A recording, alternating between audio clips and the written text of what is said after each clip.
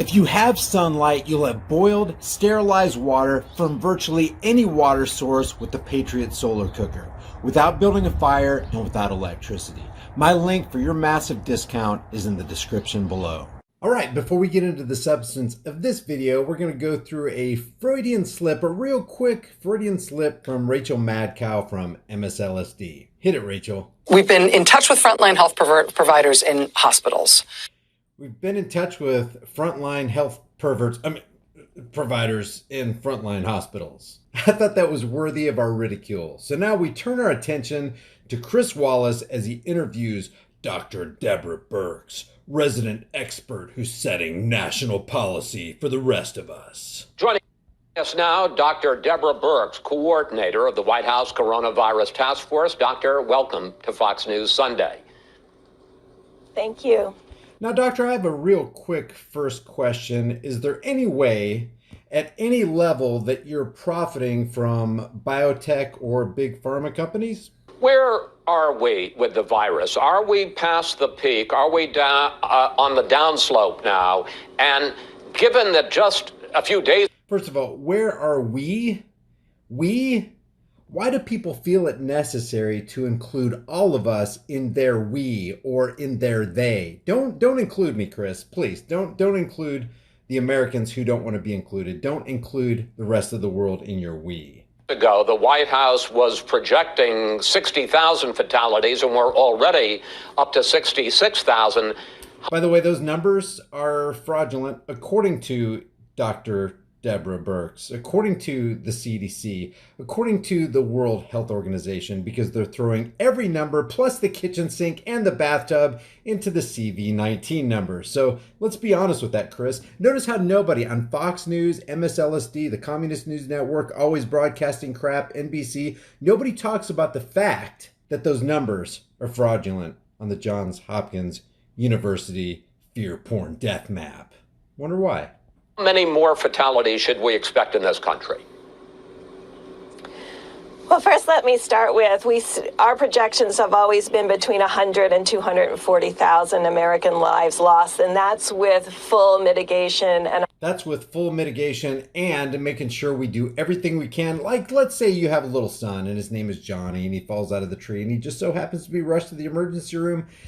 And he doesn't make it, Chris. Well, we're going to test his blood. And if he tests positive for, the virus that cannot be named, well, guess what? He gets counted to that number. Or maybe you have a parachuting accident. You try to deploy your chute, but you hit the ground full on. Well, we're going to test your blood, Chris, and we're going to make sure, see if you have CV-19 or not. Never mind the fact that 80% of those tests have a false positive. Doesn't matter. If we get a positive, we're chucking them into the number. Fall from a building, chucking you into the number. Burn in a fire or a plane accident, chucking you into the number. Auto accident, no problem, Chris. We're going to throw you into that number. us learning from each other of how to social distance. Every single metro area and every single outbreak across the country is different. And so whereas New Orleans... So Deborah, you mentioned social distancing. Could you tell me now, let's play Chris Wallace here. Let's do Chris Wallace's job for him. Could you tell us where the documentation is, the peer-reviewed documentation that substantiates that social distancing does a damn bit of good? Or how about wearing masks? I thought that was dangerous. Didn't you guys say it was dangerous at first and we shouldn't be doing it, but now you're saying we should do it? Deborah, do you have any answers to those questions? And now Detroit and some of our other metros are showing a significant decline. Others are just reaching steady state. We are encouraged that the New York and New Jersey metro areas are starting to see a decline after a long, flat curve. As we said, about half the states, more than half the states have started in some way, shape, or form reopening. But we've crunched the numbers, Doctor, and not a single state has met the White House gating guidelines of 2 weeks of steady decline in new cases. In other words, not a single state is following federal guidelines and federal rules, Deborah. What do you think we should do about that? Are you concerned about this patchwork reopening, and why leave it up to the governors? Why not set a firm, if not binding, a firm national policy on when states can reopen? Can Chris Wallace be any more against the Constitution, specifically the Bill of Rights? Let's see, in the Bill of Rights, there's this amendment called, oh, that's right, it's called the 10th Amendment. And what does the 10th Amendment say? It says, and I quote, "The power is not delegated to the United States," that's the federal government, "by the Constitution, nor prohibited by it to the states, nor prohibited by the Constitution to the states, are reserved to the states respectively or to the people." You can't trample the 10th Amendment. You can't trample the Constitution. Oh, that's right. They can trample the Constitution because they don't care about the Constitution, and neither does Chris Wallace. So Faux News, CNN, MSLSD, and all the other networks, they don't care about the Constitution, which equals they don't care about you or your life or your family's life. Well, I think federal guidelines are a pretty firm policy of what we think is important from a public health standpoint. We also made it possible for states to open counties independently of the entire state because, again, we made it possible for states. Oh, thank you, Lord Deborah. Thank you so much for making it possible for us to do. Wait a second. You're not an elected official. Did you elect it? Or I didn't elect. Even if you were an elected official, it doesn't matter. But she's not an elected official. Who is this person that they're parading around on mainstream media day in, day out, 24 hours a day, 7 days a week in every one of their news cycles? Conservative media, liberal media. Who is this person setting policy for you and me and our families? And some of these outbreaks are very local and have to be studied and understood that way. And so as states reopen, we really want them to follow the gating criteria, but we also made it very clear to the American people, this is what you need to continue to do to protect yourself. You need to continue to social distance. You need to continue to practice scrupulous hand washing. You need to know where your hands and where they have been and what they have touched. Translation, you need to be making sure that you're weakening your immune system as much as possible so that when any disease comes along, we can make the excuse that we need to shut down again because obviously you weren't social distancing enough. You weren't flattening the curve enough. You weren't washing your hands enough. You weren't being good little boys and girls following the federal guidelines. And make sure you don't touch your face. And I think most importantly, if you have any pre-existing condition, through phase 1 and phase 2 of any reopening, we have asked you to continue to shelter in place. We know who's at particular risk for a very difficult course with this virus, and we cannot emphasize enough how strongly we feel if you have a coexisting condition to continue to shelter in place. By the way, that's always in play. You don't need a CV-19 virus sweeping the land to know that if you have a compromised immune system, you just want to stay away from other people and strengthen your immune system so that you can socialize with other people. But clearly, when you leave it up to individual governors, and governors are not observing the 2-week decline before they open, that sends a very mixed message to a lot of those individuals you're talking about appealing to. I want to play something that Dr. Anthony Fauci, your colleague on the task force, said this week. Here it is.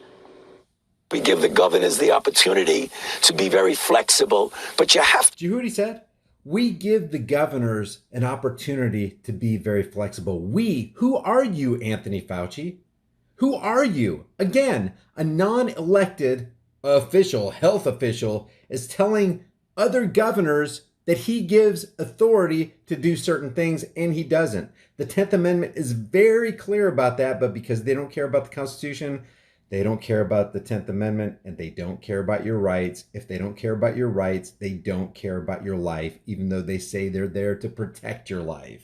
Have the core principles of the guidelines. You can't just leap over things and get into a situation where you're really tempting a rebound.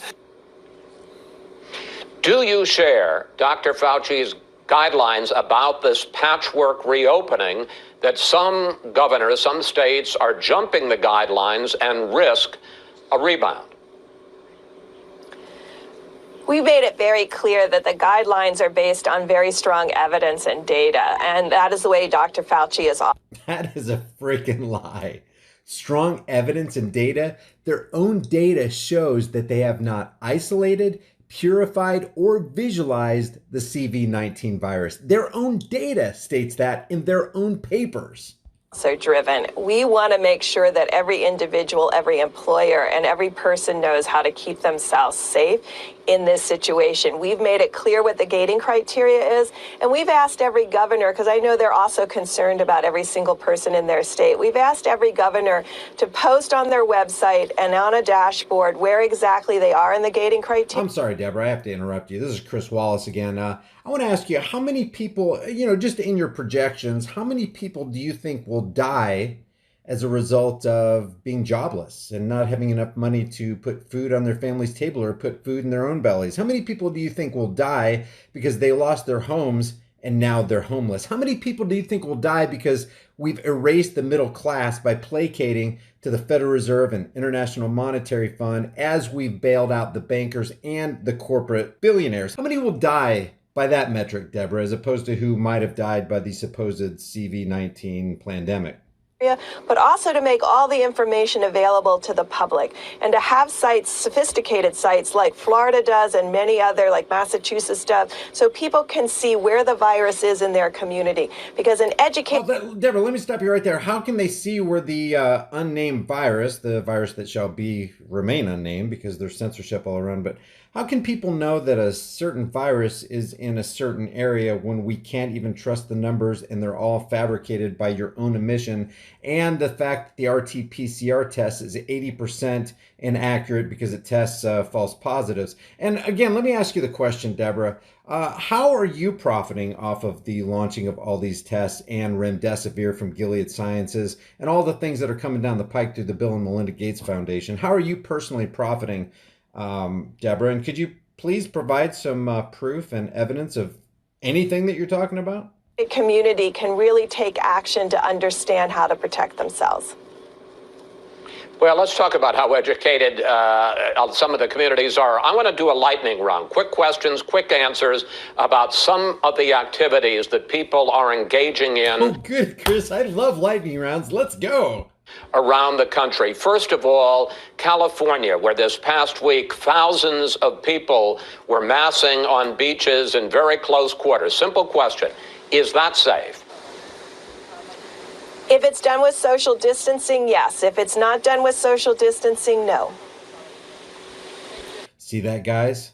Deborah Birx says that you're not social distancing, therefore you're not safe. And we are the government, and we're here to keep you safe. Well, I don't know that you can see the video. There was no social distancing, which is one of the reasons the governor shut those beaches. All right, let's talk about a different issue, because we're seeing a lot of governors opening up things like beauty salons and spas where people come into very close contact. You're getting a haircut, you're getting a massage with each other. Question, if both sides, both parties are wearing masks, is that safe? It's safer, but we've made it clear that that is not. But wait a minute, Deborah. You safer. You guys said initially that people who are well and people out in the open shouldn't be wearing masks, and now you're saying that it is safer. Could you explain your inconsistency and really, frankly, your utter hypocrisy in all this? Good phase one activity, and I think the president's made that clear when he discussed the case in Georgia. Well, you know that's happening all over the country right now. Let me ask you about one more activity. Big crowds of protesters that went into the Michigan state capitol without masks, massing together in close quarters. I'm not asking you about their First Amendment right to protest. That, of course, they have. But from a public health standpoint, is that safe? Of course, they have a First Amendment right to protest unless there's a pandemic in which we told them they can't and that their constitutional rights are suspended. But that's beside the point. Could you answer the question, please, Deborah? It's devastatingly worrisome to me personally, because if they go home and infect their grandmother or their grandfather who has a comorbid condition and they have a serious or an unfortunate outcome, they will feel guilty for the rest of our lives. So that can apply anytime there's any disease, including the flu, guys. They've already admitted that CV-19 is not even close to being as deadly as the flu. And remember, Anthony Fauci said in his own words in the New England Journal of Medicine on March 26th that the mortality rate for CV-19 was the same as the seasonal flu of 0.1. 1%. And we don't shut things down for that, but we are strangely shutting things down for CV19. Interesting. We need to protect each other at the same time we're voicing our discontent. Let's talk about remdesivir. The FDA gave emergency approval to use of this drug to help people who have the virus. Is it a silver bullet in terms of reducing lethality, keeping people from dying, and also in terms of side effects? So now this has just become a pharmaceutical biotech infomercial from Faux News. Hit it, Deborah. Well, first, it's only half the data, and the Data Safety Monitoring Board, an independent group, thought that the improvement was compelling enough and significantly enough to actually say that they couldn't continue the trial as it was, and the placebo arm had to receive the effective drug. So it's a first step forward. In parallel, we have a whole series of therapeutics, including plasma and also monoclonal antibodies being worked through. We are concentrating on vaccines as well as therapeutic bridges to ensure that the American people can do well with this virus eventually. We really want to ensure there's both therapeutics available and vaccines available rapidly. But Deborah, wouldn't herd immunity combat that situation better and faster than any vaccine? As a matter of fact, is there any proof that any VACC, can't say the rest of the word here on CensorTube, is there any proof that any V has done any good for humanity? And in fact, Deborah, isn't there a mountain of evidence to show that V's actually work to the detriment of humanity? All right, guys, I'm going to leave the link to this entire interview in the description and in the pinned comment if you want to see the rest of it. But the bottom line is, when there's injustice done to one man anywhere, there's injustice done to all men everywhere. You never, ever want to give up your rights. When injustice becomes law, resistance becomes duty. Please leave your comments about this in the comment section below, and I'll see you guys in the next heavily censored shadow ban video.